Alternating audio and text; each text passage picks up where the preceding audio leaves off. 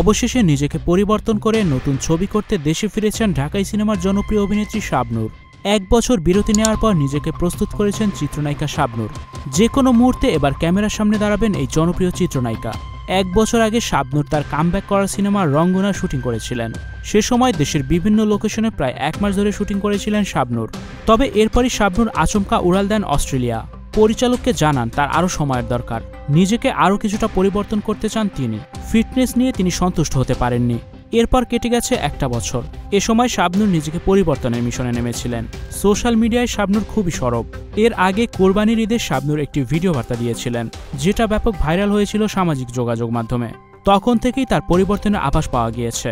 এবার সোশ্যাল মিডিয়ায় বেশ কিছু ছবি শেয়ার করছেন চিত্রনায়িকা শাবনূর, যেখানে দেখা যায় শাবনূর নিজেকে অনেকটাই পরিবর্তন করে ফেলেছেন।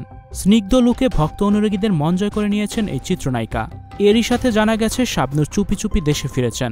রঙ্গনা সিনেমার বাকি অংশ শুটিং করতেই দেশে ফেরা শাবনূরের। পরিচালক জানিয়েছেন, শাবনূরের জন্য আমরা অপেক্ষা করেছি, অপেক্ষার প্রহর এবার শেষ। পর্দায় এক ভিন্ন শাবনূরকে আবিষ্কার করার চেষ্টা পরিচালকের। প্রায় 2 বছর আগে রঙ্গনা সিনেমায় চুক্তিবদ্ধ হয়েছিলেন শাবনূর, তবে ফিটনেসের দোহাই দিয়ে সময় নিয়েছেন তিনি।